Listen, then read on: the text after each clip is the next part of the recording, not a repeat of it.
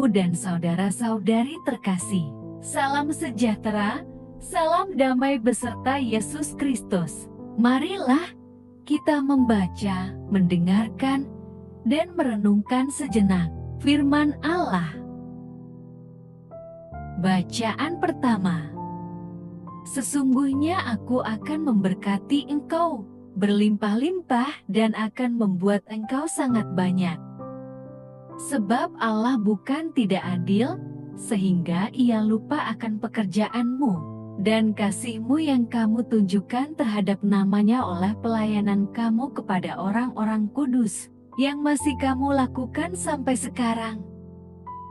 Tetapi kami ingin supaya kamu masing-masing menunjukkan kesungguhan yang sama untuk menjadikan pengharapanmu suatu milik yang pasti sampai pada akhirnya, agar kamu jangan menjadi lamban, tetapi menjadi penurut-penurut mereka yang oleh iman dan kesabaran mendapat bagian dalam apa yang dijanjikan Allah. Sebab ketika Allah memberikan janjinya kepada Abraham, Ia bersumpah demi dirinya sendiri, karena tidak ada orang yang lebih tinggi daripadanya.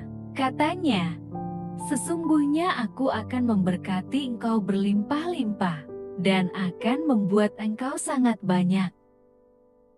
Abraham menanti dengan sabar dan dengan demikian ia memperoleh apa yang dijanjikan kepadanya. Sebab manusia bersumpah demi orang yang lebih tinggi, dan sumpah itu menjadi suatu pengokohan baginya yang mengakhiri segala bantahan.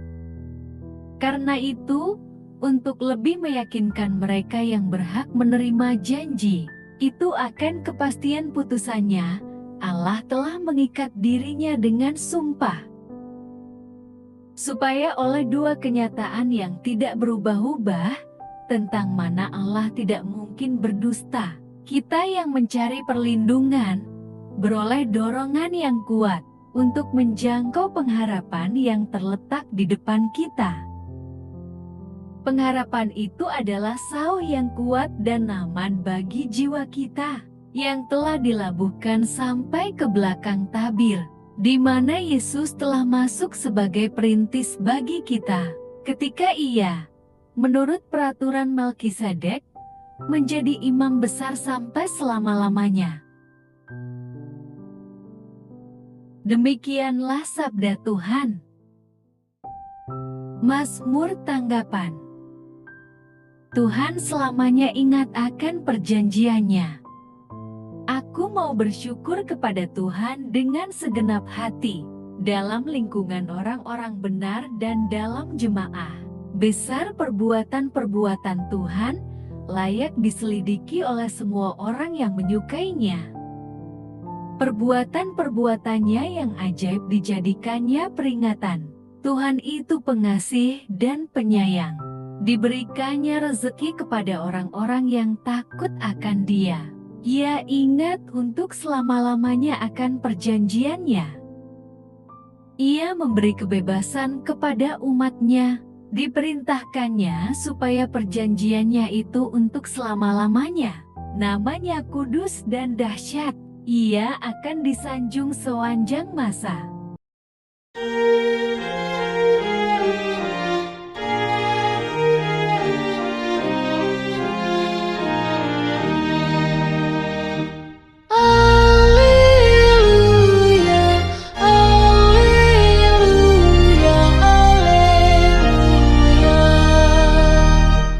Bapa Tuhan kita Yesus Kristus akan menerangi mata budi kita, agar kita mengenal harapan panggilan kita.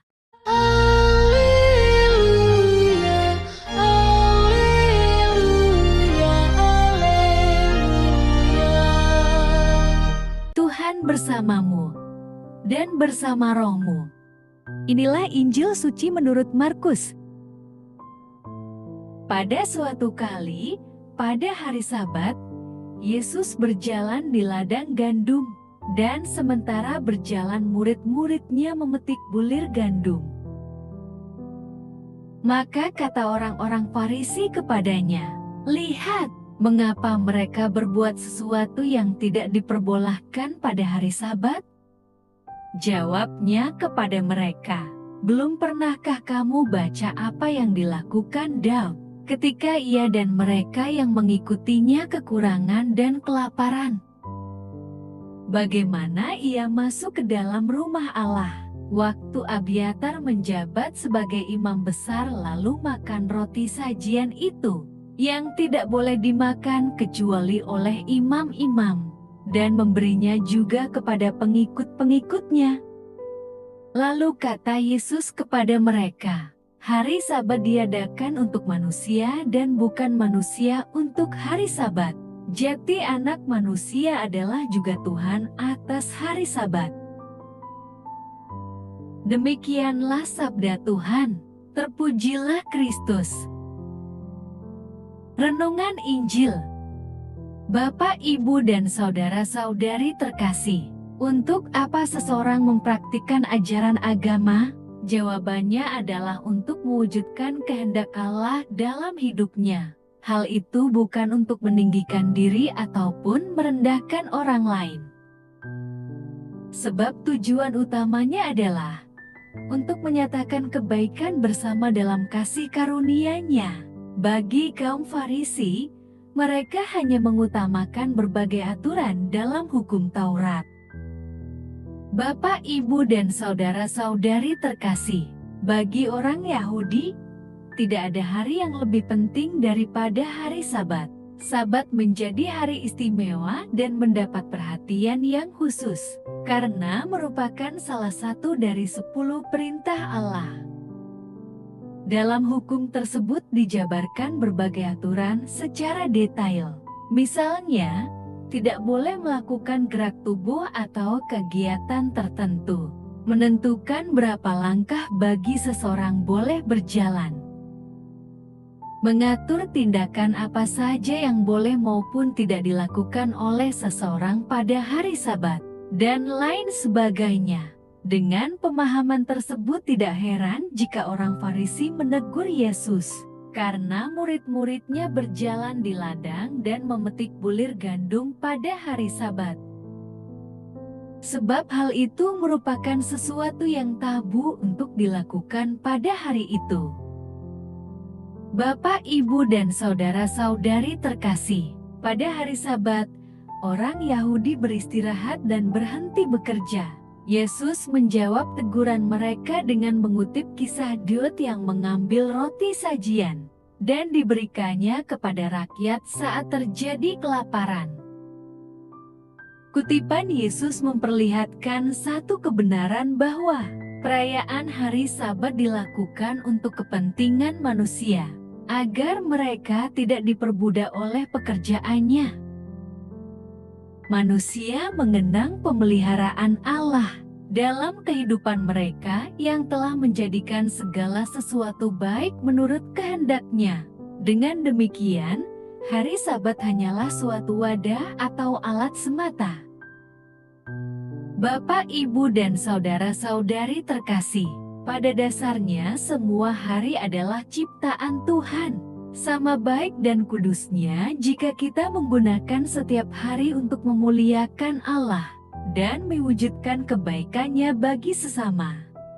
Meskipun demikian, ada baiknya juga apabila dalam seminggu ada satu hari yang kita khususkan untuk hening agar dapat mencari wajah-Nya dan menerima kehendak-Nya. Marilah berdoa. Allah Bapa, sumber pengharapan, Engkau telah mengikat perjanjian dengan semua orang melalui Yesus yang terurapi. Semoga kami selalu berpegang teguh pada Dia dan berkembang menjadi umat yang patuh setia. Dengan pengantaraan Yesus Kristus, Putra-Mu, Tuhan kami yang bersama Dikau, dalam persatuan Roh Kudus, hidup dan berkuasa, Allah sepanjang segala masa. Dalam nama Bapa, Putra, dan Roh Kudus. Amin. Terima kasih sudah mendengarkan dan merenungkan firman Allah. Jangan lupa subscribe dan jangan lupa juga aktifkan loncengnya. Terima kasih, Tuhan Yesus memberkati.